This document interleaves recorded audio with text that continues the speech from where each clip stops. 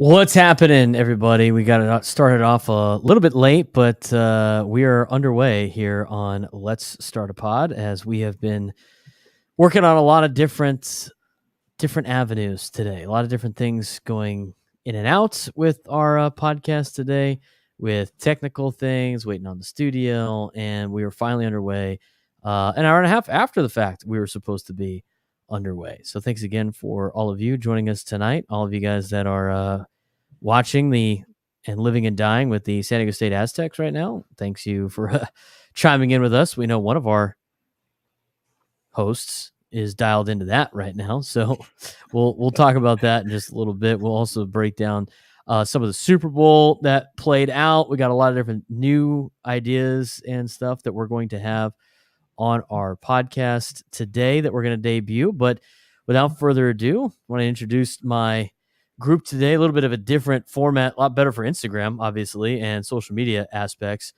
Will Galvez above me and Matt Perez below me, members of our daily crew here. What's going on, guys? I feel like this is like a yearbook format, like the whole pictures on top, but I like it. It's something new. And I also like the late start. Maybe we could let's just start at midnight next time. I think we could do that. We were trying our best here. You can only go with the card, with the hand that you were dealt at this point in time. It's adversity. It is. I'm trying to work on a lot of stuff right now at the same time, trying to get us up and running. Of course, there were some things that were working. There were some things that weren't working. Do you want to check to see if we are live on both platforms? It looks like we're live on Gaslam's Finest. For some reason, Instagram was kind of acting a fool, but I don't really know what's going on with that. So hopefully that is working. I know we're live on Twitter and YouTube and stuff. A little bit of a different look on our thing. I like it. I think it's perfect for social. Matt, what's going on? Why I try to fix the Instagram thing. I think it's great. We got to pay some honor to the Pac-12. Start a little bit after dark. We can start at midnight. We can start at 8. It works with me. I'm excited to dive into the Super Bowl and kind of see what we all thought about the game, the halftime show, commercials, everything like that.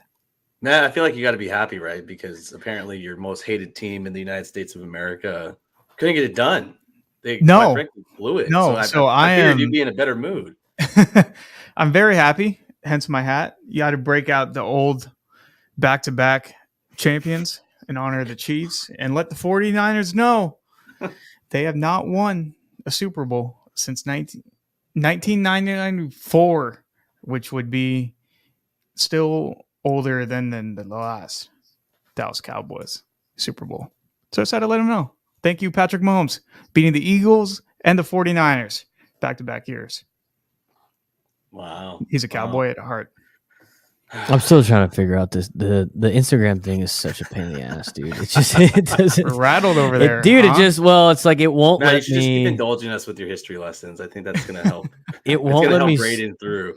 It won't let me. It won't let me stream to 2 Instagram accounts at once because Instagram is dumb with the way that they do this. So I'm fixing it right now. More time. While you do that, Braden, before we dive into the meat and potatoes of the game, did you guys watch the game together? Did you yes. do a party? Yes, Were you by yourself? Did you do the bar? We got to revisit that from last week. He came over to my house, had a spread, way too much. You had way too much food. It was horrible. I felt so bad about myself about 8:30 Sunday night. You're physically you ate too much. Oh, yes. Okay. The spread itself had a lot of good stuff. Yeah, it did, but that's a good thing though. That's why you could just work it off. The next what was the worst thing? Well, what was the thing that you loved the most that made you feel the worst about? We had a neighbor bring a garlic bread bowl.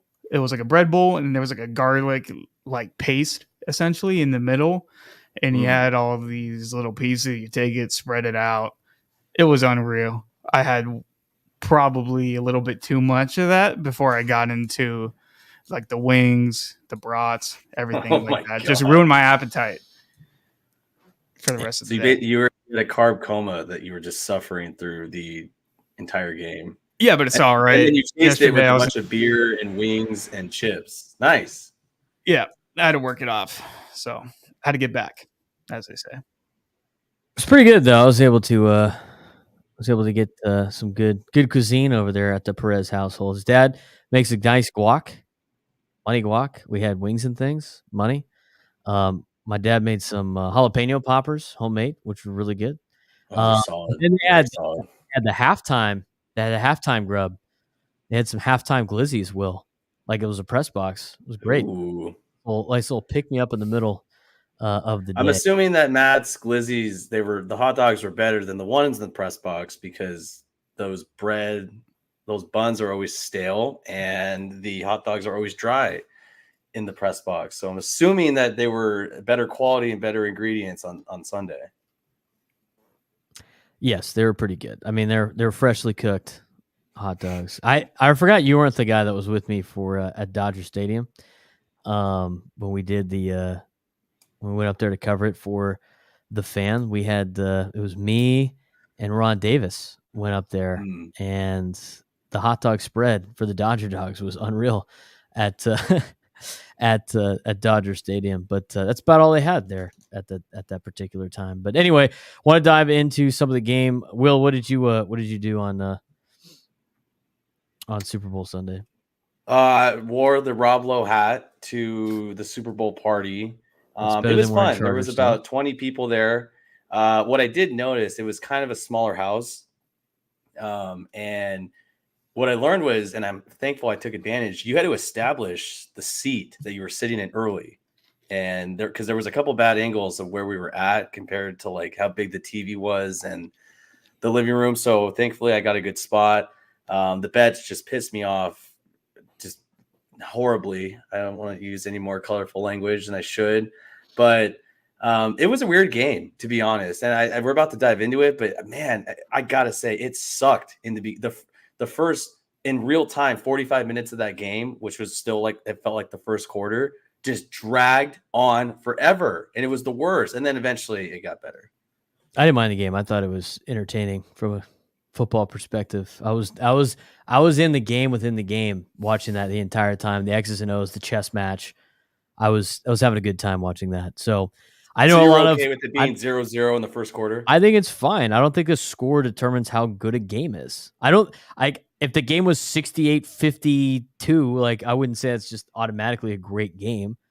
To me, the score doesn't determine whether or not a game is good or not. I mean, it's not like both teams were incompetent at moving the football. They're moving the football up and down the field, made some mistakes mixed in. There's both defenses made good stops back and forth. You had a nice trick play touchdown early, and teams found ways to score in different opportunities as well. So I'm not one of those believers that just because the score was low means it wasn't an entertaining football game. Yeah, no, I think there was a lot of the game within the game stuff. But though, well, I will agree the first half and the second half were two completely different things. And then overtime. Yeah, overtime. I mean, you got free football there. Did we look at did it not feel long for you guys? It did. I think it was like the fourth longest one of the recorded games. Yeah, it was like the fourth longest game ever. Like I felt like I was watching Lord of the Rings. Like that's how long I was just sitting there. It was just dragging on, and then yes, it eventually picked up. But you make a good point, Braden. Yeah, it's okay. I know there's other dynamics of the game, the special teams. I mean, shout out to the kickers; they had a solid game. I feel like, and you could definitely tell the nerves kind of set in. McCaffrey fumbling. I think was that inside the red zone, and then you had Pacheco a few possessions later. But they eventually settled in, and I think, what are your thoughts on it overall? Just where do you start? Because I think there's so many different elements to unpack from it, considering how slow it started. But man, it packed a punch when it really got going. Yeah, I think overall, you could tell that the game was obviously a huge game for both teams. You would think that both of those teams who have been there in that spot before, wouldn't be nervous by the big spot, but they were. You could see that by the way that they both played. Both teams made catastrophic mistakes. They both made catastrophic turnovers that ultimately, it hurt some, didn't hurt every single time. Obviously, for the Chiefs, they were able to overcome those, but both teams canceled out on the catastrophic turnovers that you can't see. I mean, the fact that the Niners were able to still go into halftime with a lead after fumbling on their opening possession was really impressive. I mean, Kansas City played a terrible first half, an awful first half, and they were down by 7 points at halftime. I mean, they were in that game. They for a while they were down 3 points, and you could be saying that we've played arguably the worst game we've played all year, and we're still only down 3. San Francisco on their side never put Kansas City away, and they had multiple opportunities to do it. And every time that opportunity came knocking, they didn't take advantage of it. They didn't take advantage of the field position in the second half. They didn't take advantage of long drives by putting them in the end zone. They ended up taking field goals. I mean, they were making more mistakes in terms of when you play Patrick Mahomes in Kansas City that you can't make if you want to win, especially in a big game. They stopped running the football in the second half. So I don't know. There was a lot of mistakes by both teams. Kansas City made less mistakes than San Francisco did.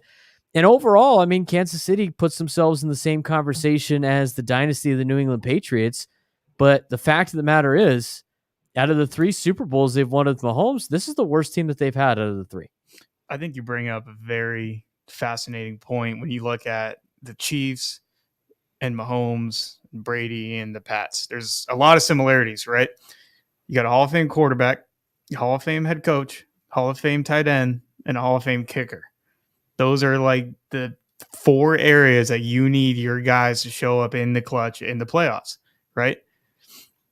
You got that aspect. Mahomes, this is his 3rd Super Bowl, and he's 28. Brady won 3 at the age of 27. Now, it took him 10 more years to get another one, so that's where Mahomes can kind of gain some ground on the whole, I got to chase Tom, I got to be the GOAT, that whole talk right there. And then taking it like one step further, when you're comparing Mahomes to, the GOAT, he has a little bit of that Michael Jordan effect in him, where it's like when we look back 20, 25 years from now, Will, you got to hang with me here. How will you think about Joe Burrow, Josh Allen, Lamar Jackson, knowing that they're not going to have the same amount of Super Bowl appearances and AFC Championship appearances if they didn't play in the same conference and at the same time as Patrick Mahomes? Same deal with, the stars in basketball from the 90s.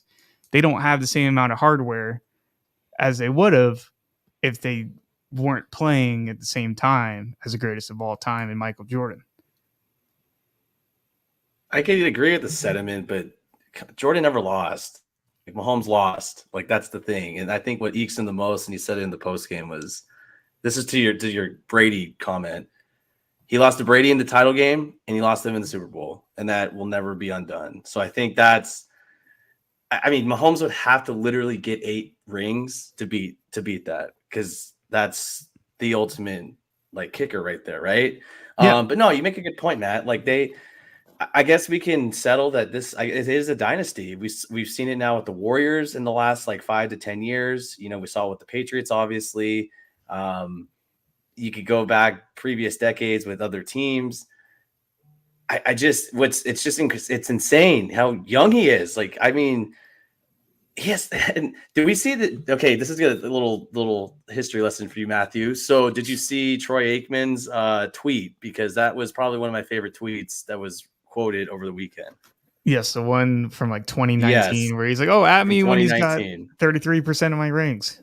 Yeah, so the Athletic put out some, we can post it. The stat about, his touchdown, in games that Mahomes had played up until that point with Aikman. And then, yes, Aikman's retort was Super Bowls, and he already has it. But, was this more of did Shanahan have a meltdown, or was it just that Mahomes is that good? Nobody wants to talk about Andy Reid. Nobody wants to talk about the fact that Andy Reid's calling the plays, and Andy Reid had a phenomenal game in the second half. Do we want to forget about that? Should we talk about the Chiefs analytics officer that knew the overtime rules that apparently didn't exist with San Francisco either?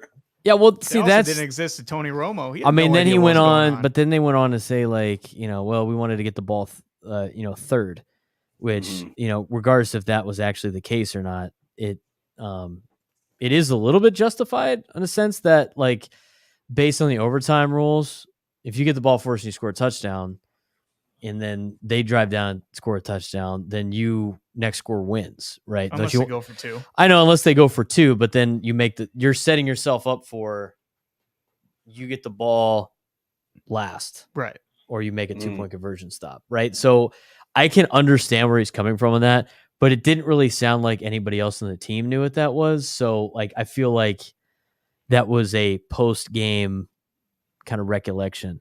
But I think there's something to be said about practicing that in camp. I mean, when you practice that in camp, that means, like, when you have that mindset that we're going to be there and in that spot and we got to be ready for it.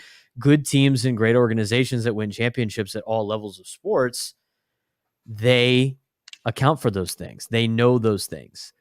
When I was at Cathedral, after I graduated, they went to the CIF championship again in 2014, and they played San Pasqual in the D1 championship when they're flipping all the divisions, and it went to overtime. It went to college football overtime. I think it went to like double or triple overtime, if I'm not mistaken, at Qualcomm Stadium. And before, I wasn't a player, but I was on the sideline. My dad was coaching. I was the alumni in the Letterman's jacket on the sideline. And I remember before overtime happened, Coach Doyle brought everybody together before overtime started and explained to us the rules. Okay, this is what it's going to be. And he's like, it's like college football overtime, yada, yada, yada. But if you get an interception or a turnover, you can return it for points and you will win, right? I think it's like the second or third overtime. San Pasqual throws a pick. Jack Onstott jumps in front as a linebacker, picks it off, starts running it back.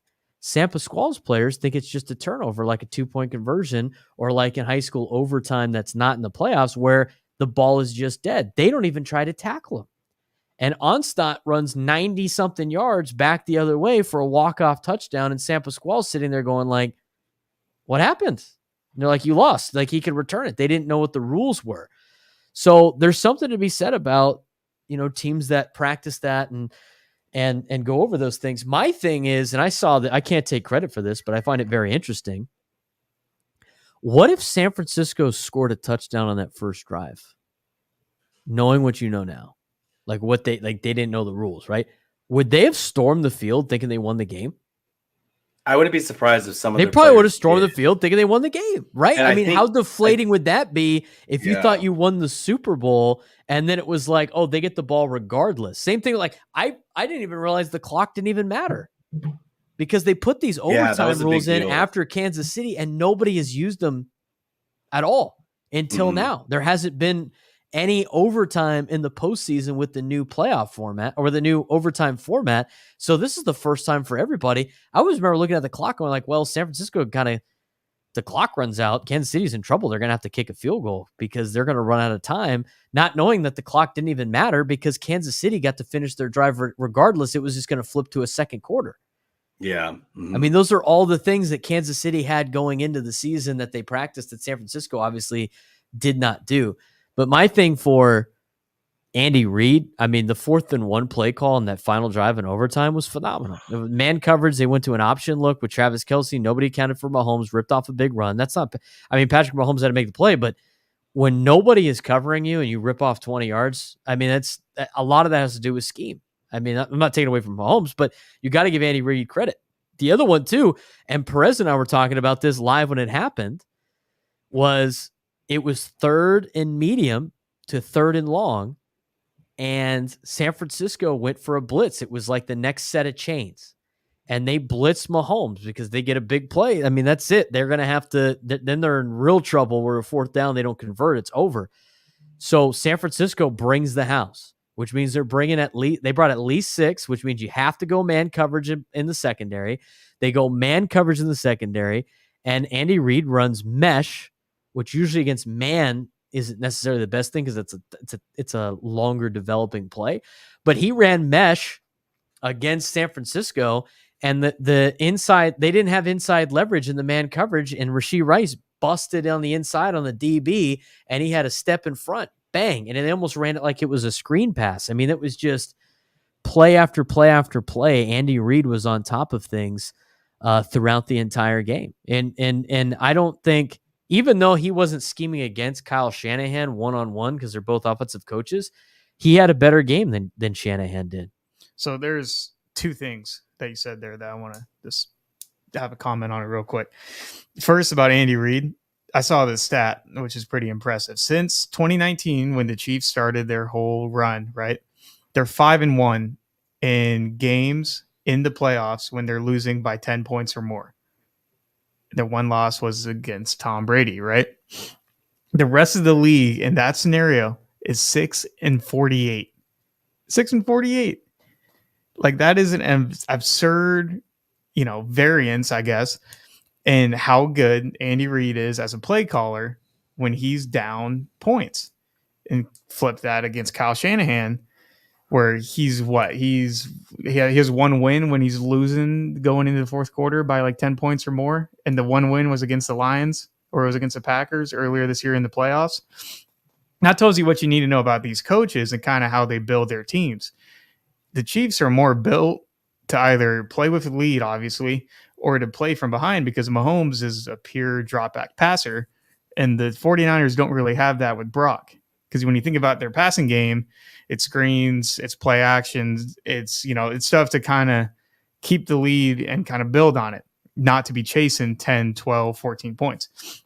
And then on that 4th and 1, where Mahomes kept it, I don't know what Nick Bosa was thinking, crashing in on the running back. If it's 4th and 1, you think that they're going to go ride or die with Isaiah Pacheco, or are they going to go ride or die with Patrick Mahomes?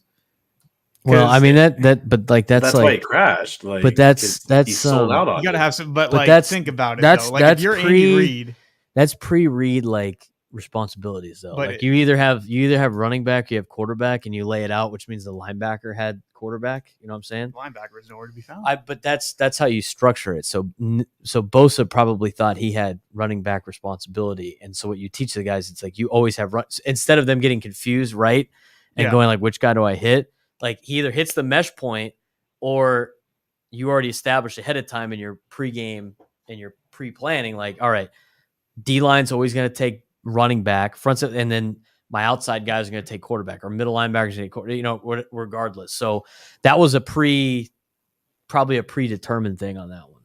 I just have a hard time thinking like, okay, hey, if I'm, if I were thinking about it, I couldn't picture Andy Reid in the post-game presser after going for it on 4th and 1 being like, oh yeah, we're going to give it to our running back, instead of putting it in the hands of the best player in the sport. Right. But like, if you're Nick Bosa, you can't just be like thinking for yourself, right? Because then what happens is he goes and kills the quarterback, and then Pacheco rips up, and his responsibility was the running back. And you'd be like, well, I thought in that situation, Mahomes was going to get the ball. They're going to be like, we didn't tell you to do that. You're supposed to get running back, right? Well, we'll probably never know the real answer. Or at but least I don't know what their scheme was. Put yourself in Bosa's We're not going to know until later. Well, most of the time, like, you have your outside guys, they got quarterback always. Yeah. And the other thing about that is, when you run it defensively with any type of read option team, is you teach, if you have your outside guys hit the quarterback every time, even if they give the ball off, they have that presence of like, I'm here. Like, I'm going to be here all day. Like, you pull it. It's Max Crosby video. You pull it, I'm going to ear hole you. So, maybe that was a miss on Bosa on that one, but those are usually like kind of predetermined things. But that happens all the time. I mean, I could tell a D lineman all the time, or outside linebacker, like, hey, you got quarterback, and then he just goes kills the running back for no reason. I mean, I've seen that on film. It was a great thousands call. of times. It was schemed. It was a great call. That's why it worked. Like, there's too many like what ifs. Because where was the other like help over the top? Like, it was an excellent call. And Mahomes, to his credit, is able to pull that off because he can read it. I mean, I wouldn't be surprised if he would have tried to pass it too. I know it didn't happen, and then if you flip it as well, San Francisco, Matt, you were talking about Purdy. What was it, 3 straight possessions in the second half when they didn't score? I think they went 3 and out. And then you have Mahomes throw the pick because that should have been the kiss of death right there. If they go and score, that game's over. Like it is, Yeah, the it's score done. 17-3. They should have basically coming out. And they let them hang around. And the live line at that time was plus 360. I want to say it was almost 4-1 for the Chiefs to come back and win. Everyone, if you were smart, would have thrown just a little bit on it, because that's when you knew. You were like, San Francisco blew it. You cannot give Mahomes life. We've seen this now how many times? And we've seen it at the regular season. We've seen it in the AFC title game. We've seen it in the divisional game. We've seen it now in the Super Bowl. And they blew it. I quite frankly just blew it. We're talking about the final play, right? The 4th and 1 on the final drive. That's the play you're talking about. See, like the other thing that makes that play work is San Francisco's in a man defense, right? So you have everybody account for your linebacker responsibilities in a man more times than not is you got first back towards you, second back away. So the linebackers bit on Pacheco, which means, and if Bosa went and takes out Pacheco too, which means he's probably supposed to have pitch man, which would be Mahomes, and everybody else is in man coverage. They're running downfield. So once you get outside Bosa, there's nobody's accounted for. Nobody's accounted for Patrick Mahomes. So, I mean, the more you think about it, if they're in Bosa definitely screwed his assignment up. His assignment has to be quarterback every single time, but that's still a pre-snap thing. That's where you're tired and you're not thinking and you're just playing, and that's a major fall to your defense there. But that's a big reason why that play worked. A huge reason why it worked. The Aztecs won. How about that? Oh yeah. You just said about Bosa being tired, right? It goes to what Will just said about the Niners coming out and having 3 straight 3-and-outs. And it's like you could say that too. It's just like the magnitude of the game. That was for the game, right? Yeah. Like if you're on San Francisco's defense, you're thinking to yourself, if we make one stop, we're champs. Yeah. And they didn't get it done. Like it's well, I think the thing that really killed the Niners, and I don't know how much this is being talked about, but their second down play calling was horrible.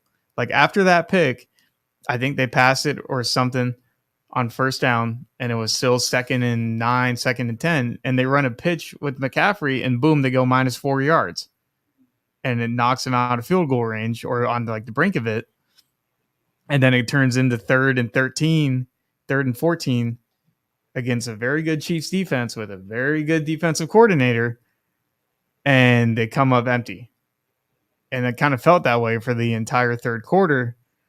And that was kind of their main like undoing, because whatever you do on third down is a product of what you do on second down, Braden. I mean, you know this, you coach football. You don't want to put yourself behind the sticks ever. Right. And they were putting themselves behind the sticks, or there was holding penalties. They had one in the 4th when time was running down. They had a first down on like a 2nd and 2 or something like that. Holding penalties killed it. But they had a false start and a holding on a back. And then it goes into 2nd and 12. And Brock Purdy's not going to win you a game converting 3rd and 12s, all these 3rd and longs. Our boy, like how other guys can, like guys like Mahomes. Our boy Ron had a good comment. He said he felt like the 49ers were really trying to make it be the Purdy game and went away from CMC. I totally believe that. I mean, in the third quarter when they got when they had the ball, they had Kansas City on the ropes, and they could have put them away. And what was killing them all day? It was CMC. CMC. I know he fumbled, but so did Pacheco. It's like you got to keep feeding him the rock. He's your entire offense. Yeah. I mean, look at he's your best player on offense. I did the full breakdown on my show on Saturday. I looked it up. I was like, I'll look up what the Niners' main formation is that they do, and kind of see exactly what they're because I know what their bread and butter is. It's running, right? Yeah, it's a run game, but they like to do a lot of tight sets, like everything's in tight, whether it be tight bunch, whether it be tight doubles, and they love pre-snap motions because that really opens up a lot of things. It's like McDaniel down in Miami. He uses Tyreek Hill for pre-snap motions, which are very difficult to stop. And what they do, I mean, gash with the run, gash with the run, gash with the run. What do the linebackers do? They're coming up on run, coming up on run, coming up on run. And then the biggest thing that they've had success in with CMC, off the runs, the play action and across the middle. And if you got like a tight bunch to the left, right? So your point man's Debo, you got Ayuk on the outside, you got George Kittle in the slot. And then on the backside, you got Ray McLeod or whatever, Jawan Jennings, right? Another receiver. Should have been the MVP. If you motion, you can motion. I mean, just that is a deadly setup with McCaffrey in the backfield. You pre-snap motion Kittle over the other side. And if he stops like a kind of a wing spot, now what happens? You have an extra gap you have to worry about, which means you got to flip your front. You got to flip your defense. You got to flip the coverage in the back. And then you open up other windows, especially if you go McCaffrey towards Kittle. You got them outflanked if they don't bump over. So they have to bump over. Otherwise, you got McCaffrey going against some defense that's going to have somebody responsible for two gaps, which is not a successful defensive plan. So they're all biting on that. Linebackers have to have gap responsibility on that, so they immediately bite. You run Debo across the middle. You have Ayuk over the top. So if the safety jumps Debo, you got Ayuk. If the safety goes with Ayuk, you got Debo across the middle. And they've hit those guys a lot. I mean, it wouldn't just be Kittle in motion. You could motion Debo as well, and you got Kittle as a safety net. And those were the plays that Brock Purdy have done so well in all year. Look at his stats. His middle of the field, in between the hash numbers, his quarterback rating when he hits receivers in that spot is like top in the league. It's like top in the league. And they got away from that. They got away from the play action. They got away from the run. It was almost like they had to prove a point that Brock Purdy was a Super Bowl winning quarterback, when the reality is he's not that guy. It's back on Shanahan. Who calls the plays? It was Shanahan. Shanahan was like, at some point, I got to get Brock this MVP. He wanted to silence everyone. He's going to deny it too, because he's arrogant and apparently doesn't know overtime rules. And that's what screwed him. And he's going to have to think about that for, what is it now, 8 months? Like, is it in that moment too? It's like, to get to the highest level, right? At the magnitude of that game, it's like, how do you forget? Like, you've been playing now for 20 weeks almost. It's like, do they just get too cute? Do they try to get, it's like, if you know what's working, why do you steer away from it? I never understand that. And maybe it is pressure. Maybe some guys are, coaches can handle it. Like Reed obviously has demonstrated he can handle that. And now Shanahan is now what, in 3 big games, 2 as a head coach and 1 as an OC, couldn't get it done. They had leads like late in the third and late in the fourth in all 3 of those Super Bowls, and were unable to win those games. He's going to have nightmares about that. Before we transition to our next thing, I do want to ask you, do the Niners give Brock Purdy a contract extension when he's up? Yeah. Do they re-sign him? Brock Purdy, I don't know how I would be able to lace up cleats in August or July, whenever their training camp starts, without a new contract. I don't sign him. I mean, but it's like, you got to put yourself in the Brock shoes, right? You're like, hey, I've taken this team to back-to-back NFC title games and to a Super Bowl. You're Brock and his agent. You got to pay me. You're Brock and his agent. You want Justin Herbert's contract right now. Yeah, exactly. Totally. Absolutely. But if you're the Niners, you're going to give him that? Absolutely not. No. The reason why the Niners are good is they can get away with not paying their quarterback a lot of money because they got guys in other spots. Yeah.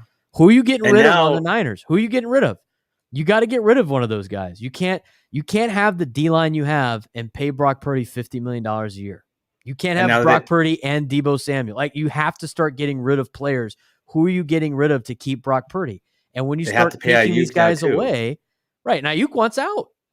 You see, he needs a contract. He needs a contract. Bosa's on the hook next year for a large amount. Have you seen his like John Lynch kicked the can down the road on all these contracts, and now they have to face it. Or if he wants to just keep doing that, at some point, sure, yeah, you can, just do some gymnastics with the cap.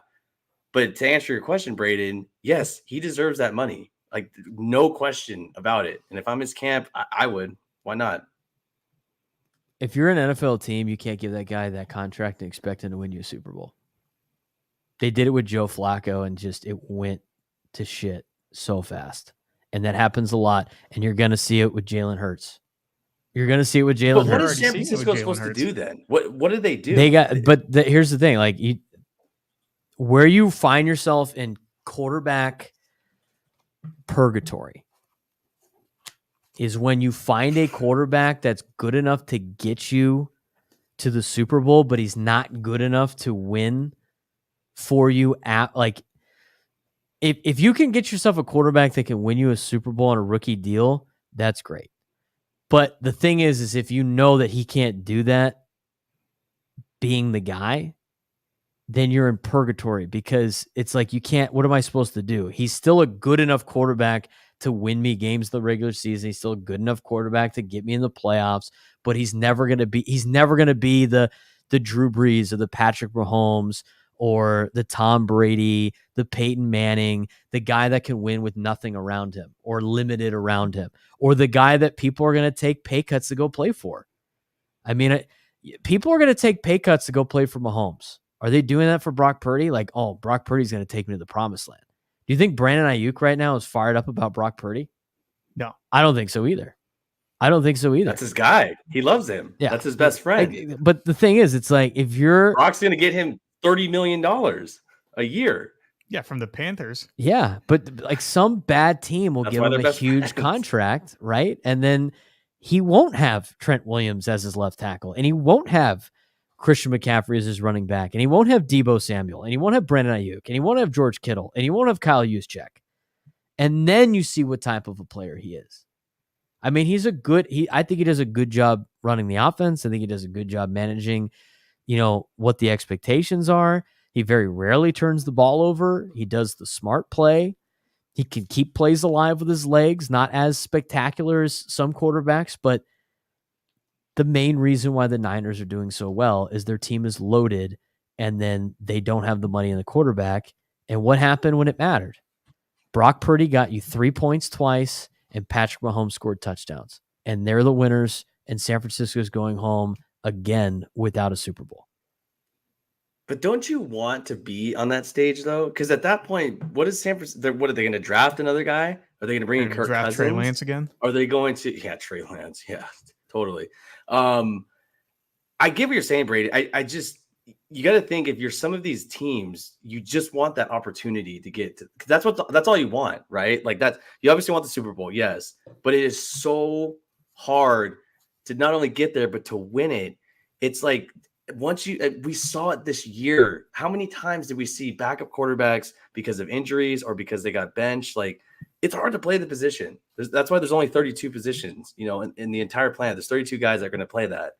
I don't know what you do if you're San Francisco. Like, at some point, you just have to look at yourself, and John Lynch is going to have to, go to his EVP and as well as Kyle Shanahan and say, do we pay Brock Purdy? What? How much is Herbert making? Like, going to be like $50 million, right? Annually. I'm not paying him that. Again, you have to start cutting some of these Niner players off the roster. Are they still as good? Can Brock Purdy carry that team? So Patrick Mahomes can do it.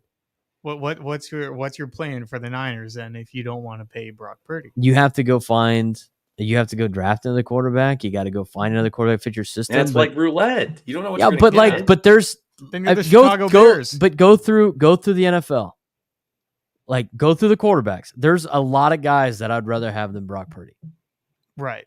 That's what I'm saying. Like when you're saying that, like, are you like the mid-tier guys? Like, obviously you want Burrow. Obviously you want guys like Herbert. You want Allen. You want Lamar Jackson. What I'm saying is you can't give Brock Purdy a top 5 contract for quarterbacks if he is a top 15 player. No, but he's a quarterback and it's a position with the most leverage on the football. Right, field. But you're signing yourself up to not be successful. It's the nature of the NFL. But that's how you don't win. That's how you don't win. That's why the Niners have been successful, because they haven't given into those major contracts with quarterbacks that don't deserve it. If they had a guy like Justin Herbert roll through, yeah, give him the contract. They're going to have success regardless of who's around Justin Herbert. Same thing with Joe Burrow. Same thing with Josh Allen. Same thing with Patrick Mahomes. If you take McCaffrey and Deebo off that Niners team and replace them with average players in those positions, so the Niners in the Super Bowl. Are they in the Super Bowl? Oh, yeah. Because that's the team that would be in the Super Bowl with Brock Purdy. You have to eliminate some of these other players because you can't afford them and replace them with either rookies or mid-tier players in the National Football League that you can afford. You Well, can't you would pay sign everybody. him thinking that, okay, maybe, hey, in year 7 and year 8, you're able to take, the Isaiah Pacheco's and the Rashee Rices of the world all the way to, where they were this year, right? In the Super Bowl.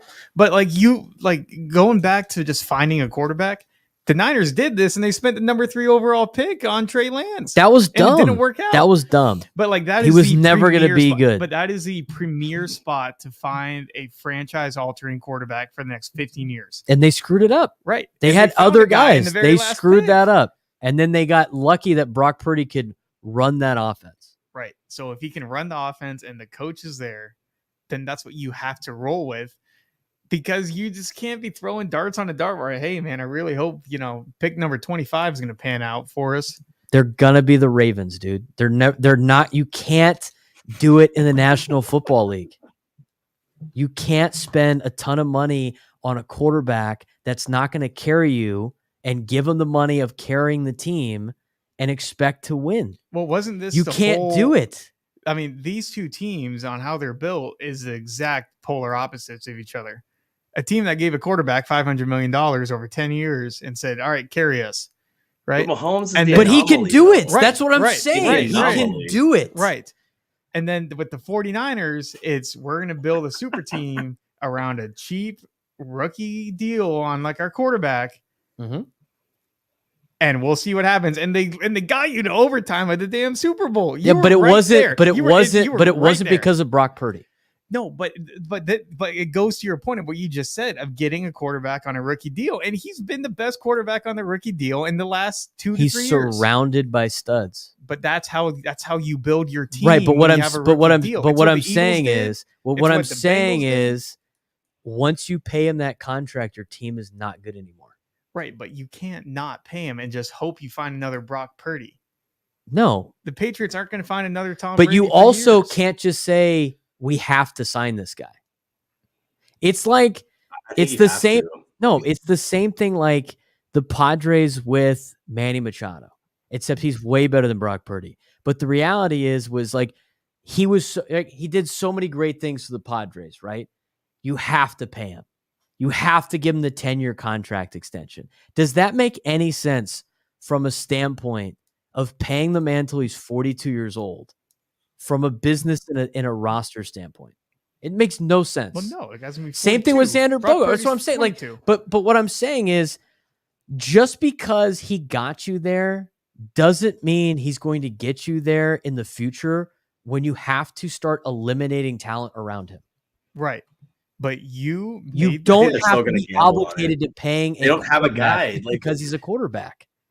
You do in today's NFL. You're not going to be good. You're not going to win. You're signing yourself up to not win. You're signing yourself up to have a mediocre quarterback. And then in 3 years, people are going to be like, why the fuck do you still have this guy? And it's like, well, he got us to a Super Bowl. I mean, you can't have the philosophy that just because he's the quarterback of your team, he's the sole reason you got to the Super Bowl. You can't pay Brock Purdy $50 million freaking dollars and then start cutting down your roster and be like, it's going to be great. Look at the Seahawks. What have the Seahawks started doing once Russell Wilson started losing all of his guys? Well, they started to suck. They started to look at suck. the Redskins. If Shanahan hasn't been there for suck. 7 seasons, as soon as they got rid of Kirk he doesn't Cousins, have time they anymore. haven't been over 500. Right, but Kirk Cousins, the Raiders are horrible. Kirk Cousins is way better than Brock Purdy. Right, but is Kirk Cousins going to take you to a Super Bowl? He's in the caliber of quarterbacks that could take you to a Super Bowl. I don't know. Because he's better of that than Brock system, Purdy, or because he can actually because get he's good. Like, look what he's got. I mean, I know he's got JJ now, but he was hurt a lot of the time, and Kirk Cousins is good enough to win you games and get you. Look at Matt Stafford. Matt Stafford had nothing. He had nothing this year. Way more talented. But what I'm saying, that's a guy you can pay that contract to and win around him with not as many guys. You understand what I'm saying? There's only a select number of quarterbacks that can do it.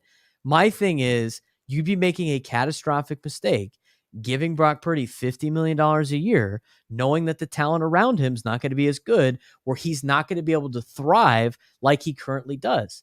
It's a perfect match right now. It's a perfect match. The same thing with Jalen Hurts in Philadelphia. He's got weapons. They can run stuff off play action. They can open up doors. They can make things easier for him. He can manage the game. He has an opportunity. He's set up for success.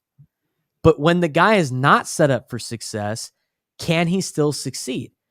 There are only probably a select few quarterbacks that can do it. That's why you see the same teams battling for a Super Bowl each and every year. It's because the quarterback position is so rare to find that elite player. And the problem is every time a team does well, they assume, and I say they, I mean media and fans assume that quarterback is just some elite quarterback. And then when they start losing the talent, then all of a sudden they start going, this guy sucks, which is both unfair. It's unfair to say, my perfect example is Lamar Jackson. Lamar Jackson, when he first came to the league, this guy's the greatest player ever. And then he has 2 down years, and then they say, this guy sucks. He can't get the job done. Then he goes and has an MVP type season. And then you know what happens in the playoffs? He has a bad game, and guess what everybody says? He can't get it done in the playoffs. The Ravens got to move on. I mean, it's the narrative is ridiculous on these quarterbacks of the picture that they paint. But all I'm trying to say is you can't just pay a quarterback that was your quarterback in the Super Bowl $50 million a year and your highest paid player if he's not actually your best player on your roster, because you got the NFL, you got to start cutting back on other spots. I think he still has another year though, right? Right. It's not till after he's got another year. So he's got another year where another they don't year have of to pay him anything. They don't it's have like to that's pay him. it. That's Right. the Right, do but or then die. this is his year to right there. come to John Lynch and say, hey, give me my money or I'm going to hold out or do whatever. Not saying he would, but it's theoretically on the table. Jimmy Garoppolo got him to the Super Bowl. They didn't keep they him. moved off of him. Right. And you know what they found? They found Brock Purdy. After they put all their eggs in the Trey Lance The basket, and it didn't work out. Trey Lance was never going to be good, dude. Like, that was a bad pick. So that was a bad, and everybody knew when they drafted him, and they were like, Joe. that's a bad pick. I mean, who else went in that draft? Mac Jones. That was the Trevor Lawrence draft. Yeah. That was the Zach Trevor Wilson Lawrence, draft. Justin Fields. That Right, was the Mac Jones and Justin If Trevor Fields. Lawrence was on the Niners, they would have won the Super Bowl. Maybe, but I They don't think would've you can won. plug any player into the 49ers. What? I don't think you can plug any quarterback into the 49ers No? offense and be I don't think so, but Super Bowl. they win with CJ Stroud. A lot of They teams win. win with CJ I Stroud. think they win with 15 to 16 quarterbacks in the National Football League. Right. So But- what? Okay, but so You then can't do would Mahomes be Mahomes if he wasn't on the Chiefs then? Like if you were to flip it, like it's all scheme, it's all fit. You just said it's a perfect match. well, if it's all like, scheme, then why would you pay Brock Purdy? Because you have to. I'm not. I don't. Nobody I would not says want you to. have to. I dump them. You need an I alternative. don't think like Lynch you would. need an alternative. They don't want to go through the what they have to go through to get a quarterback. Like everyone, the media never really. Not saying you, just everyone in general. All the talking heads, especially like ESPN, they don't realize how hard it is to get to have someone just be serviceable at that position. Again, we saw it. How many quarterbacks played this year that weren't A lot. start exactly? So I think like. Do I agree? Yeah, I wouldn't. I would really, really be hesitant to give him that money. But if he leverages, okay, so let's say this: What if the Niners if you sign can tell Kirk the Cousins? 49ers get to the NFC title game next year, but we can't say if they win or lose.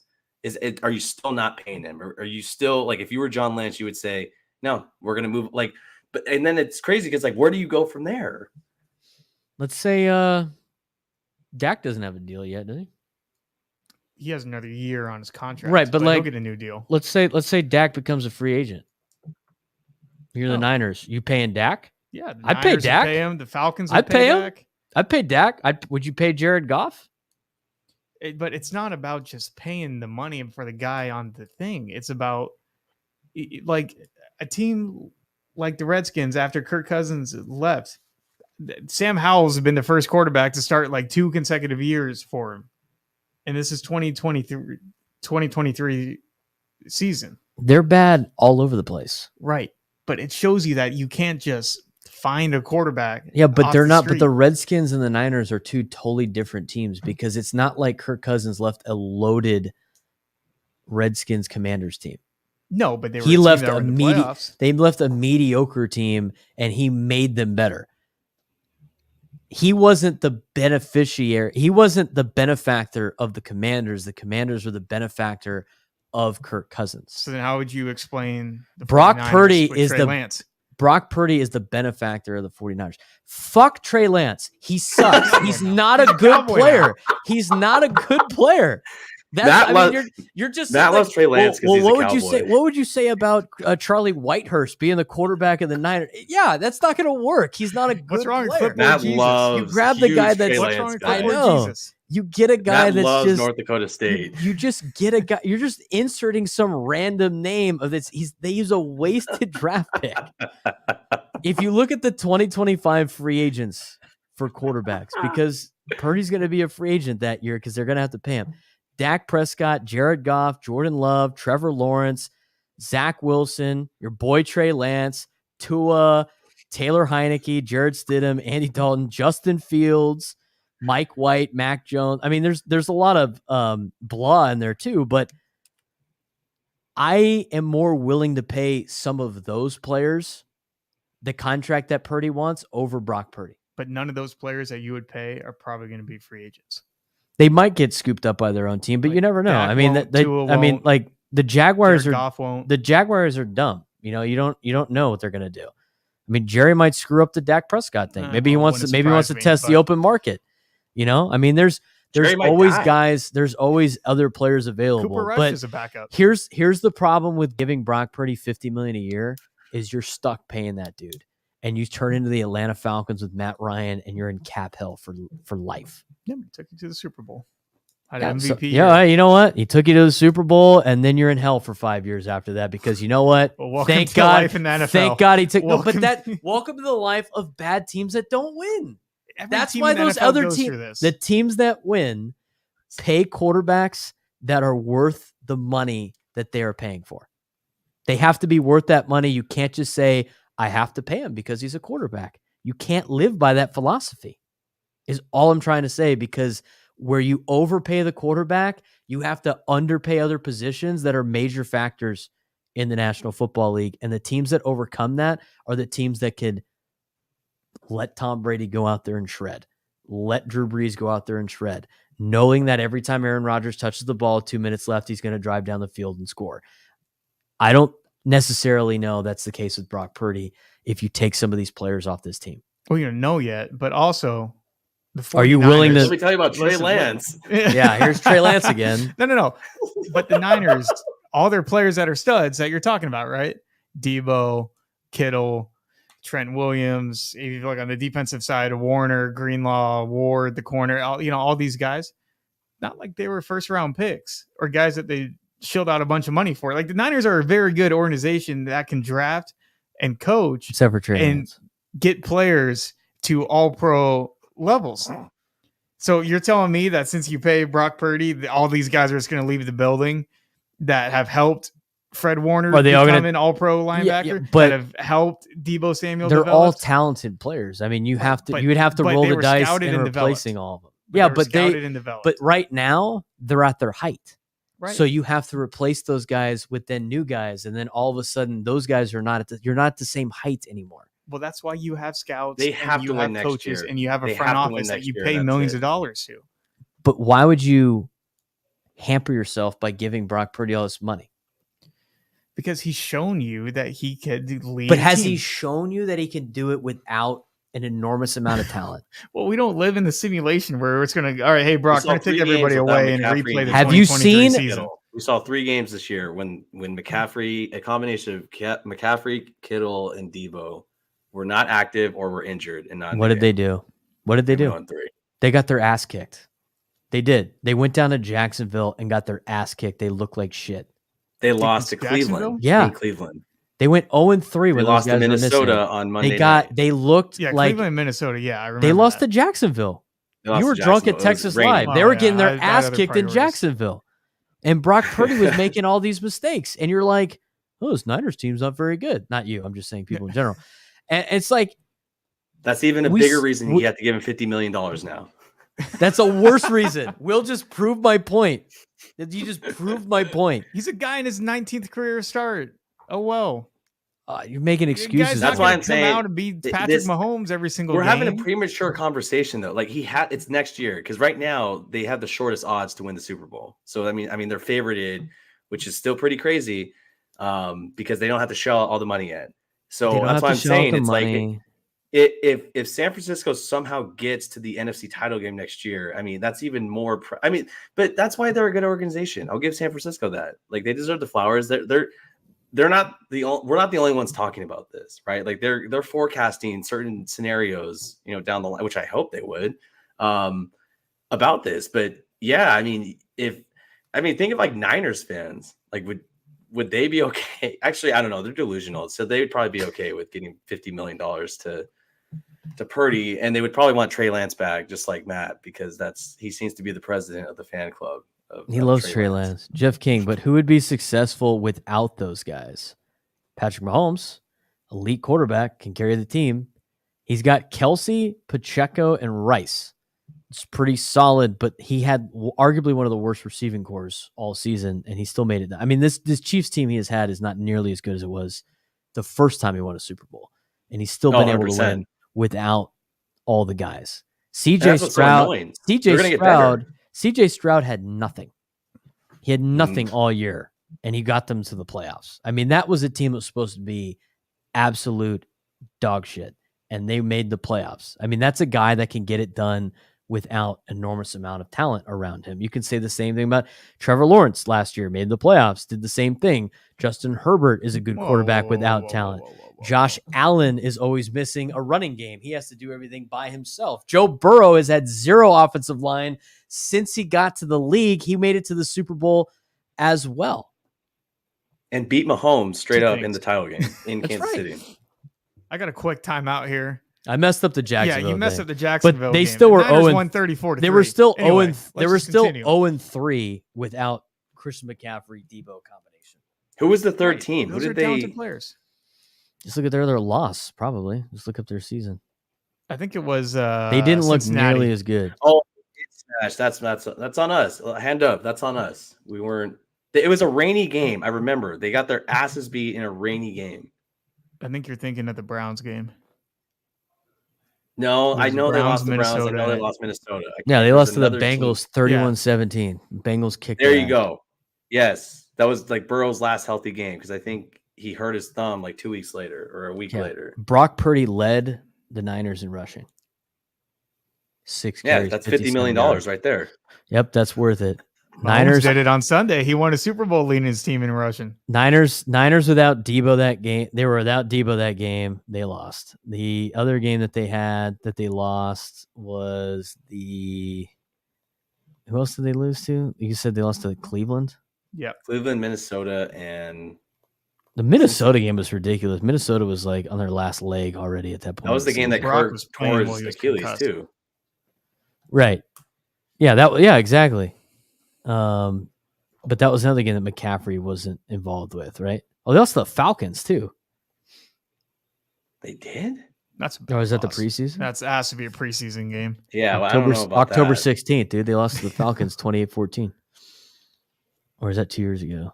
I'm trying to find the game. I don't think they played the Falcons last No, they year. didn't. No, that was from the dude. I hate the schedule where they just load it all up to the same thing. I was like, there's no way they lost to the Falcons. Can I ask you guys this really fast too? Just in speaking of like contract leverage, if you're Brock Purdy, is he the best quarterback in the NFC? No, No. Not even close. You're asking dude. These guys say Dak Prescott. I can name 3 quarterbacks better. 4. Ooh. He's not even the best quarterback. He's not even the That's best not named quarterback Dak. in his. Four. He's not even the Four. best quarterback in his division. 4. Okay, so Matt you're taking Stafford ahead of him. Stafford's better than him. I'll give you. You're taking Jared Goff over him. I'll give you Dak. I'd take Goff. You Goff. take Jordan Love over And Jordan Jared Love. Goff or Brock Purdy. Goff. Jared Goff. I'd take Kyler Murray or I'd take Brock Kyler Purdy. Murray over Brock Purdy. No. You If take Kyler Murray- Really? Okay. I would totally take Kyler. He doesn't have Murray. anybody. Yeah, exactly. I like Kyler Murray. I like Kyler Murray. I mean, he's fragile and The he's guy gonna had DeAndre Hopkins and Zach Ertz. Let's not say that he hasn't had anybody. Zach Ertz. Let's say Post that he Eagles hasn't Zach had anybody. Ertz. Zach Ertz has been hooping. This guy says he's got people and he names Zach Ertz. Well, he's saying Retired he has Zach nobody. Ertz. He's acting like he's Dude, throwing Zach a Joe Schmo Ertz. out there. Yeah, The all Matt team, Trey Lance and Zach Ertz. Zach Ertz. D-Hop. The guy's running for his life. Give me Cole Beasley out there in the slot too, Will. Kyler Murray's got What? 4 orange trash cans blocking for him, and Matt's gonna say, he'll be solid. but he's got Zach He'll be Ertz. back. Come on. I think Kyler Murray's he'll be about solid. 2 inches himself. Kyler Murray's. If the Niners had Kyler Murray, they'd win on Sunday. No, they wouldn't. Yeah, they would. No, He'd be able to not a ski. shot. He'd be able to run and stuff. He'd be able to throw the ball over the place. He'd have a great O-line and great weapons all around him. But it just seems like we're Kyler Murray. reaching with the NFC. Like the NFC, the classic, it's not nearly as deep as the AFC. So again, that's probably why San Francisco. I'll take Stafford over Purdy. I take Murray over Purdy. I take Geno Smith over Purdy. He's not even the best quarterback in his own division. I take Kirk Cousins. Geno Smith over Purdy. I would. I think he would do better in that offense. I mean, he's not the greatest, but he's like done good for him. He won a job, and he's been starting for the last 2 years. Jared Goff, Jordan Love, they're the NFC North Jared guys. Goff, Jordan Love, and Kirk Cousins. Kirk Cousins is better than Brock Purdy. Yeah, Kirk. Who's left in that division? Fields. Justin Fields. I don't know. Justin Fields, like, as much as I want to give him the benefit of the doubt for his O-line, he holds on to the ball too long and gets himself sacked. I don't really coach right. I don't really understand. He needs Shanahan. I don't know. The secret's still out on him. I don't really know about him yet. I don't think he's gotten a fair shot, but I also don't think he's like the greatest. And in the East, it's just Dak in the East. Dak's way better than Brock. You don't want Daniel Jones. You don't want. No, he sucks. You don't want Cutlets. You don't want what him. About you Hurts? don't want Howell. Would you rather have Jalen Hurts or Brock Purdy? Brock. I think I would take Purdy. Jalen Hurts got you to a Super Bowl. Have we seen the best of Hurts? I feel like we've seen the best of Hurts. I mean, how does he? Quarterback. I know he had a down year. It's off a Super Bowl loss. It just seems what is different from last year's Eagle team and this year's 49er team, talent-wise? Exactly. You're going to prove my point right now that giving Jalen Hurts a ton of money is a waste of your time. I mean, Jalen Hurts is significantly better. I think Jalen Hurts and Brock Purdy bring the same intangibles. So who would you rather have? I'd probably rather have Jalen Hurts. I could do more running with him than I can do with Brock Purdy. Jalen Hurts. I think the brotherly shove is good enough for me. The brotherly shove is good enough for me. Hurts had the same amount of talent and did not make it as far as the 49ers did this year. So what about the conspiracy that if Purdy doesn't tear his elbow up last year, who wins that game? I think if the Niners had a competent quarterback, they would have won. But and that competent quarterback's Purdy, who's going to get $50 million.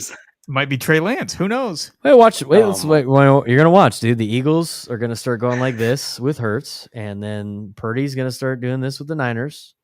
If you give them the big contracts, there's only a select few of guys that you can give those major contracts out to that can carry a team. Is literally my entire point with this conversation. You can't just pay. You can't just pay a guy just to pay a guy because it's what Skip Bayless says. You got to pay this guy. You don't have to pay anybody. You don't have to pay them. You can move on. You can go find somebody else. There's going to be some college quarterbacks coming up through the ranks that are going to be the same. And I honestly think the biggest problem with quarterback play in the National Football League, and we'll end on this, is the Elite 11 camps that form bad habits of just no pressure whatsoever. You just missed the best era of quarterbacks. It's gone. It just happened. But they all throw in shorts, and they all throw off their back foot, and they all do the rollout, and they all And then you got 15 dudes in their face, and then it's like, oh, what happened? What happened to this guy? I thought this guy was great. This guy looked great without any pressure. Be careful what you wish for, Niner fans. Be careful what you wish for, Niner fans. That's gonna make him a franchise quarterback. The best though is like Niners fans will sit there and defend Brock Purdy and then shit on Dak Prescott for no reason. Because Brock Purdy wins. That's right. Dak Prescott doesn't win. I mean, here's the thing. No, we're going to hit a nerve with Matt. We're going to be here all night. Like, if you look at the end of Dak's second year, it was a very similar narrative of like, oh, this guy's fine, but he has a great running back. He has a great offensive line. He's got great receivers. Let's see what happens when they're all gone. And I mean, I'm biased, but I can say that he's kind of stood the test of time 6 years later in the year 8, where he doesn't have that running back anymore, but he still had a 4,500-yard season, led the league in touchdowns, and he's had an offensive line shift. He's had a whole new set of receivers. So I like there is room for Brock to grow as a quarterback in the same way that Dak's grown as a quarterback. I mean, they're both day 3 guys that were never given their credit when they brought their teams to a one seed in their first or second year. I'm not paying Brock Purdy $50 million a year. It's foolish. It's just you're signing yourself up for failure. And if they pay him, that's what people said about Dak for the same reasons, and they paid him. And you guys lost in the first round to a second-year quarterback to the youngest roster in the NFL. But I would rather win 12 games every year than be 3-14 and have a revolving door of a quarterback every 8 weeks. And that's why Brock Purdy is going to get $50 million to be a regular season quarterback. Yep. And then you know what's going to happen in 3 years? Braden's going to eat the biggest crow sandwich. No, I'm not. Because here's what's going to happen. The media is going to turn on him and be like, this guy can't get it done. They need to go replace him with somebody else. And and they're going to be in cap. They're not going to do well next year. They will do well next year. They ain't getting $50 million next year. Giving Brock $50 million is malpractice. 100% agree. We've seen worse things in the NFL, honestly. The $50 and it's probably going to happen. Takes away. You know what the problem with this is? There's too many people that don't understand how important it is to have offense and defensive linemen. Those guys get paid a lot of money. You can't afford to pay everybody. Can't afford to pay everybody. And if you're going to pay somebody, it better be Fernando Tatis Jr. level player on your team. Otherwise, you're going to be in some deep crap. We did want to draft and rank today, mostly for socials. I don't want to have Jeff King on the podcast complain about his Niners, dude. Get out of here. And talk about how great his Niners are. Anybody that is like upset right now are Niners fans. They're can't believe that I took the side at the San Francisco 49ers today. I did not wake up thinking, you know what, I'm going to defend Brock Purdy. Guy's the biggest Brock Purdy and Trey Lance fan on the planet. Right here. I didn't think Matt would think that Brock Purdy be that good. If you're the let's say here's a hypothetical for you. Let's say Dak Prescott leaves the Cowboys and Brock Purdy's an available free agent. You signing Brock Purdy $50 million a year? I wouldn't be surprised if they did. No, I'm asking you. Would you do that? Well, I'm not Jerry Jones. Okay, asshole. Pick something. I'm asking you to pick something. So it's either Brock Purdy or draft a guy? Yeah. Either you sign Brock Purdy as a free agent for $50 million a year, or you go draft somebody. I'd probably take Brock Purdy for $50 million a year. I don't have another alternative that's a proven commodity. I don't know what my team looks like. I don't know who's on my team. I don't know where my window is. $50 million is going to be the standard soon too, because isn't the salary cap? It's going up, so it's going to continue. But the thing, I'm just throwing it out there because that's what Herbert got. But the reality is he's going to get more because everybody that gets a quarterback contract wants to be the highest paid quarterback to ever live. Dak's going to reset the market in about 2 weeks. So, and the Niners are going to pay Brock Purdy more than Dak because he's going to say I've accomplished more than Dak. So if I'm the Niners, I don't wait to sign my quarterback. I get ahead of it and get him while he's relatively cheaper compared to the going rate. Are you ready to trade Nick Bosa? Are you ready? I mean, like you got to start cutting off some of these guys, or you can't be under the cap. I mean, Nick Bosa or Brock Purdy, who are you keeping? It's not that simple. But I'm asking you. It is. You have to start eliminating talent from your team. Right. And then there's also ways to keep the talent on your team that are your cornerstone players. You're going to make them all restructure your contract? You're going to make them all do that? I mean, you got that for the last 10 years. Yeah, but you got to convince players to do that. I mean, it's not that simple either. You have to have the right guys in that sense. I go back to how they're built. There are a lot of 3rd, 4th, 5th, 6th round picks that are impact players on that team that play at a very, very and then they went and traded for elite players. Yeah, like Trent Williams. They got him on a steal. They traded a 5th round pick. And Christian McCaffrey.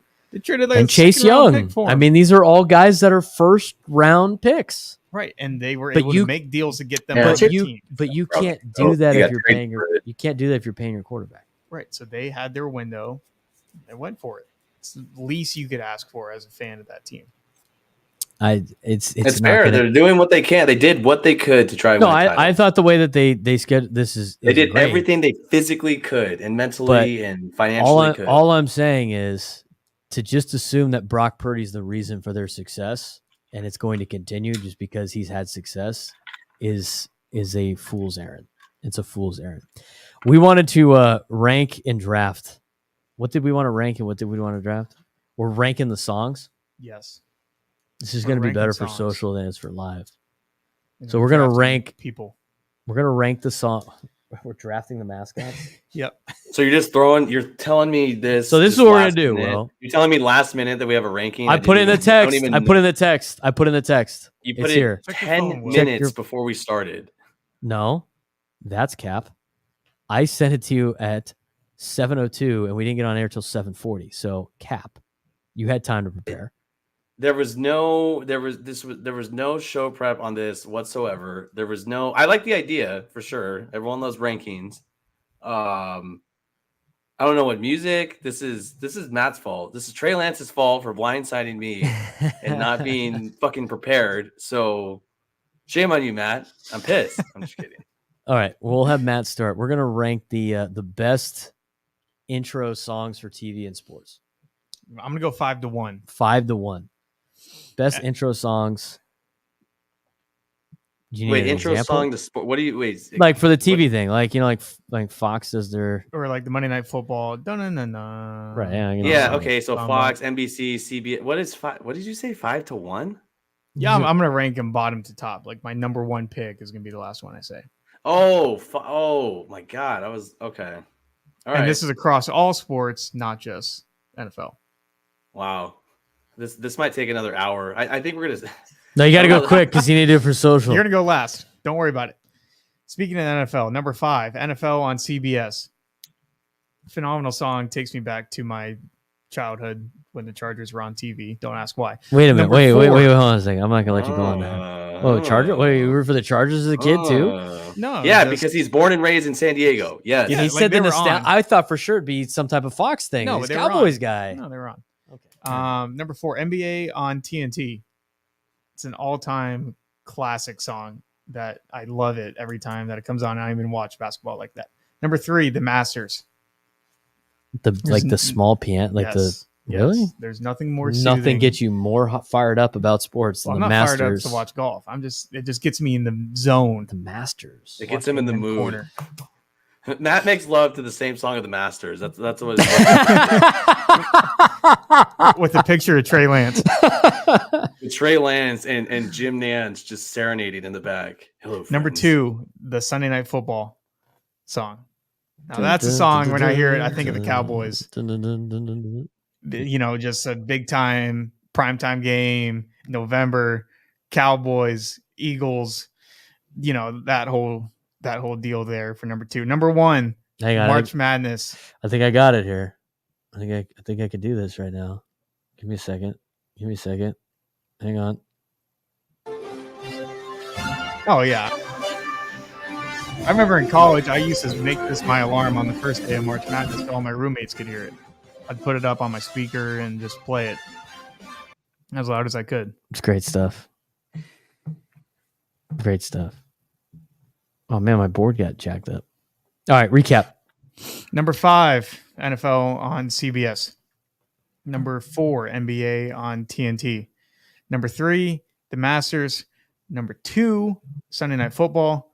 Number 1, March Madness, college basketball. I like it. All right, is it my turn? We gotta give Will more time. Oh yeah, for sure. Okay. He's deep in thought. Number, it's tough because I know that the top. Number 5, I'll do NFL on CBS. I think it's a good one. That gets me fired up. That's number 5. Number 4 will be NHL on ESPN. I think it's super cool. It's a money. It's a wild. That's a money. It's a money song right there. Number 3. What do I still want to do? Number 3, college football playoff theme. that version of ESPN, the college football playoff one. Oh yeah. You know what I'm saying? Like Yeah. dun dun dun dun dun. Yep. Dun, dun, dun, dun. Yeah, that one. That college that's number 3. Number 2, March Madness theme, and number 1 all time, absolute all time, Thursday Night Football on NFL Network is phenomenal. Oh my god. Phenomenal. Do you need a refresh? I don't know on if that? you're trying to be an No. asshole or like if you're actually you don't even watch Thursday Night Football. You've admitted that before. No, that's like the recent one. I'm talking about the old school one that was on NFL Network. Like That back had like when the like piano beginning. it had like the bells, dude. It was like a holiday type song. You know what it reminds me of? Yes. It reminds me of when I was in college watching the Chargers backs against the wall, playing Denver and going up there, and Ryan Matthews and company with Phillip Rivers just sticking it Keenan to Allen. Peyton Manning and keeping him off the field the whole time, but just grinding out the game, dude. It was awesome. Can you hear this? No, I don't really have a desire to hear it either. Matt wants to hear the Masters. Yes, that logo. That's exactly like that was my mind's eye. That's what it was thinking of. Isn't that awesome? That was the OG one. Yeah. Yeah, that's what I'm saying. Like I missed that one. Like that one I think is like the best. That's my number 1. I wanted to make it different than Perez's too. We can't agree on the same thing. But I know Matt I different ones for the Matt took all NHL. the chalk. He took the best ones. Like Perez is chalk, dude. It's your turn, bud. Oh, great. Okay. Well, I'll start with, let's see, number 5. I'm going to do Fox College Football. Early September. It's right before the NFL starts. And just the early September to October, just hearing that Monday morning or Saturday morning, after big noon kickoff is up, the Fox College Football theme song, you hear Joe Klatt and Gus Johnson. And Gus Johnson, thank you. He was escaping my mind. It's always fun to hear that. I am already picturing me losing hundreds of dollars on the Big Ten. It's beautiful. Best time. Number 4, Davis Stanley Cup Finals. Just hearing Kenny Albert going, Jonathan Marshall, just going crazy with it going in the background. It's always a good time. Number 3, kind of like the Olympics. It's the Olympic year. That's a good one. I like that. Good call. I think we're back on track post-pandemic because between moving it a year away and then a year, it's weird. We're back on track. So I like the Olympics. It's cool. Shout out USA. Number 2, I mean, God, this is tough. Actually, you know what? I want to switch this. Number 2, CBS NFL. I think of the Chargers growing up. I think of this is when Shannon Sharp still had a really bad lisp. And he was like on with like Dan Marino and like James Brown and shout out to Boomer Esiason who's still on the cast. And then number 1, March Madness. It is beautiful. I can't wait to be a worthless piece of skin on my couch and watch literally 18 hours of college basketball for 2 straight days. It's so fun. I just think I'm getting goosebumps thinking about it. So I think that'll be my top 5 of music. All right, let's recap one more time with the isolations. We got Matt Perez. NFL on CBS, number 5. NBA on TNT, number 4. Number 3, the Masters. Number 2, Sunday Night Football on NBC. And number 1, March Madness on CBS. I got my top 5 of, what was my 5th one again? Oh, I had NFL and CBS was number 5. And then I went with NHL and ESPN as my number 4. My number 3 was the college football playoff theme. My number 2, March Madness on CBS. And my number 1 is definitely Thursday Night Football on NFL Network, the OG. Will. Okay, my top 5 sports intro songs for each network. Number 5, Fox College Football. Number 4, the Stanley Cup Finals. Number 3, the Olympics. Number 2, the CBS NFL edition. And then number 1, March Madness. Shout out to Ron Davis for with his comment. Masters definitely number 1 ever since we rejoined Ted in the Padres game with it when we ran out of oh my god bumper music. And Ted was like, "Oh, I'm on like a nice golf course right now." For a May On baseball Padres game. radio. I think in that the was me middle and of, like- Ron, actually. Oh my god, that is hilarious. I think he cut it though, dude. Like Ron's got so many great outtakes from Padres radio. It's phenomenal. Those are the rankings. Last quick game we're gonna do. How many rounds of this you want to do? It's up to you. I have a long list compiled up here. Here, You have got more your draft music? prep. Oh yeah, No, we got. I have a We're big board behind me. another. We're drafting. We're gonna do a ranking every week. We're gonna do a draft, so we can kind of coordinate with social media. But Oh my god. we're just throwing into the ringer right now. That's I'm the best. so unprepared. I just You know this is- what? you know what? Perez and I said, we're like, we can let Will do this off the cuff because he's gonna say something funny. No. Braden said I that. said that. Braden goes, Will's great off the cuff. He is great off the cuff. I Improv guess guy. like look, man, there's a certain element where I do like to be prepared, but yeah. What is this big board? Is this like what's the war room look like for Matt? Is this like Matt's got a war room. I'm just gonna keep going. It's a yellow notepad and a pen. I'm just gonna keep going off of what we got. So since war room guy over here is all dialed in, he'll be the third pick. I'll be the second pick, and Perez, Brutal. and Will Galvez will be the number one pick. We're Are we gonna going pick snake draft. draft. Yeah. What, 5 rounds? Yeah, sure. Can we make it? Oh my god. He will make it through 5 rounds. He might. Oh, I'm gonna make it through 5 rounds. I'm just gonna be pissed because every time I do these fucking rankings, I always forget one after we cut off the camera, and I'm like, oh, I should have said that. And if I was prepared, like It's Stephen not a ranking, it's a Jones draft. down there, It's a draft. It's a draft, dude. Gotta be ready to go. It's like Pick it's like Trey you're Lance drafting a first. fantasy football thing during work or like doing some other event you're not supposed to be at. You got to draft for me college football mascots. Football or basketball? College It could be football either college mascots. mascot. It's the same mascot for everything. College mascots only.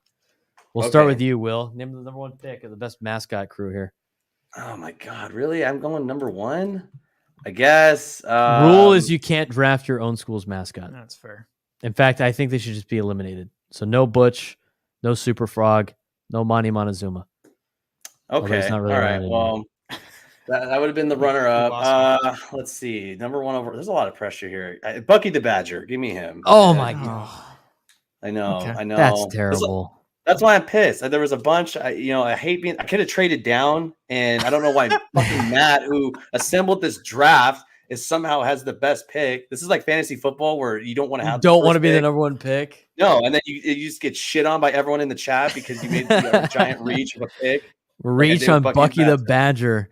I'm gonna take Big Red. Okay. I'm the number one pick. I'm gonna take Otto the Orange. Because if I were to not take Big Red and him pass to you, I would have got so much crap from Mike for no Is that the fun. Western Kentucky? Is that the Hilltopper? Is that? Yeah, is the Hilltopper. it is the That is Hilltopper. He looks like the sick version, like the cousin of like one of those McDonald's mascots. Like Yeah, he What- looks what do like you- Grimace. His name's Grimace, the purple guy. yeah, what is even what's a Hilltopper? What the hell is that? So, He's like, the it's school's big on a red hill. blob. I know what So it they're is, but like Hilltoppers. I'm looking at the picture of Big Red and it's just such a can you not menacing look- photo. Okay. Couldn't you not look? too good? All right, is it my turn now again? No. Yeah, no, no, it's no. my turn. So I got the Oh mascot. no, Hold it's on. Snake. It goes back. Oh yeah, he gets Yeah. to pick 2 in a Yeah. row. You said Big Red. I say Otto the Orange from Syracuse. He's similar to Big Red. They have similar build. They're Um, cousins in some way. I'm gonna go Raider Red. Ah, that's terrible. I love Raider Red. Raider Red's one of my all-time Does he favorite have mascots. pistols? Like does he have pistols? Yeah, and then his little like, big hat, like his 10-gallon got hat, his flips and mustache. stuff. He's got the great mustache. Ah, he stole my Good Raider look on the Red. guy. That's terrible. I'm taking Peter the Anteater. Peter Anteater's my second round pick. Oh my god. I got Big Red Okay. and Pete. You know what? Number 2, I want to take Cocky, the University of South Carolina. You know, you got to have that type of attitude. You know, the cocks on the farm, you know, they really get after it. I got a better one I for love you the that I'm gonna colors too because get it's in the last reminiscent from high round. school. And yeah, give me some SEC flavor there. All right, you got another pick. Chicken. Oh, it's my turn again. Oh, Yeah, okay. that's how Give me snake the draft Oregon works. duck. I want the Oregon Puddles? duck. You want Puddles? I like the when duck? is that his name? His I name's like when he rides Puddles. out Well, on yes, but no. on the motorcycle. I like when he messes with the fans. Give me the Oregon duck. Puddles the duck. Fair. We're only doing college, right? Yep. I guess I made the rules. I should have been paying attention to that. I think we're just delirious after the Trey Lance and Brock Purdy $50 million discourse that really set us off the edge. Yep. Should have moved on that. All right. Who do I got here? What am I thinking? I got my 5th round pick already dialed in. You guys are going to be wild on that pick for sure. I'm going to go Smokey. Go Smokey. This guy's just University picking, of Tennessee, Knoxville. Okay. Well, I was going to pick Raider Red, and you snaked him from me. sounds like a guy that can't make adjustments on the fly. So I got Smokey. All right. Smokey's a great mascot. He dresses up like Elvis and stuff sometimes. My number 3 pick, I'm going to go Zippy the Zip from Akron. Look him up. I know what Zippy the Zip looks like. Great build. Oh, my God. Akron pissed me off in 2021 because I had them plus 18 against Ohio State, and their receiver could not catch basically a slant route that would have won a good amount. And since then, I've hated the Akron Zips. So that's a bad pick, Matt. But good big for you. Akron hater. Number 4, you got to give credit where credit's due. No mascot puts in the work that the St. Joe's Hawk does game after game over there on the East Coast. Give me the St. Joe's Hawk to lead off the 4th round. St. Joe's Hawk. He flaps his wings the entire ball game. Yep. That's a thing. St. Joe's Hawk. Wow, of all. Oh, man. This is okay. So it's my turn now. No, it's my turn. I get to go again. Have you ever drafted before? Okay. Snake draft, my guy. No, I'm trying to sort through all of these stupid mascots.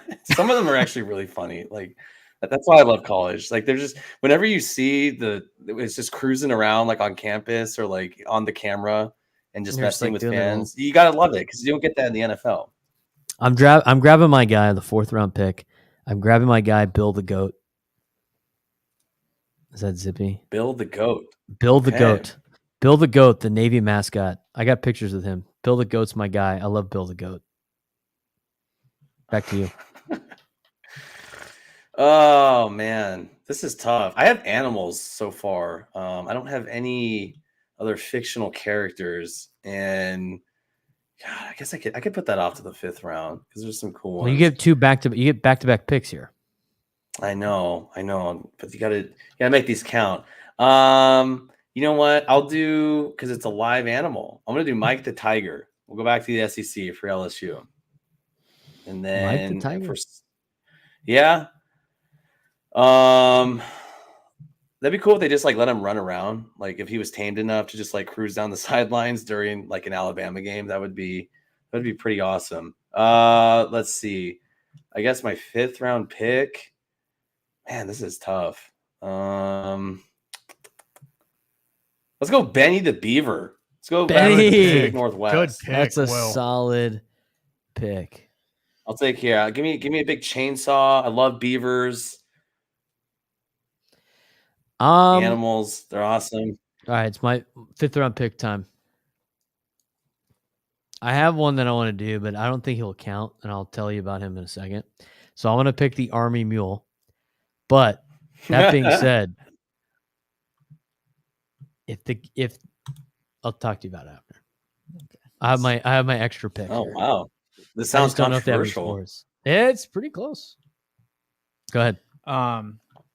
To round this thing out, I'm gonna go with Big J, the Kansas Jayhawk. No, the Jayhawk. There's something about seeing his beak. In like the corner shots of like during Kansas basketball. See the mascot that like goes like this with that his beak too. Absolutely kills me. Like the beak funny. is just massive.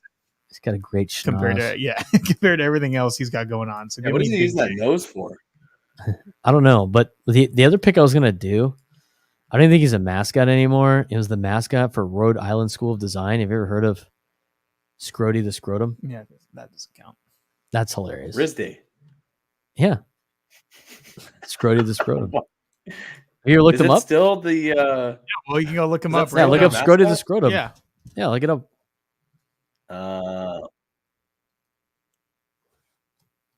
Scrody the Scrotum. I'm just gonna look up a bunch of dirty things right now. Scrody the Live oh wow, mascot. it actually came up. Scrody, huh? Wow, that.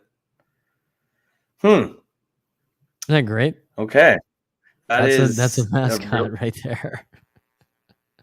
wow. That is, man. You gotta love Google. You gotta love the internet. I cannot believe that actually. Wow. Exists. So that was your 5th pick?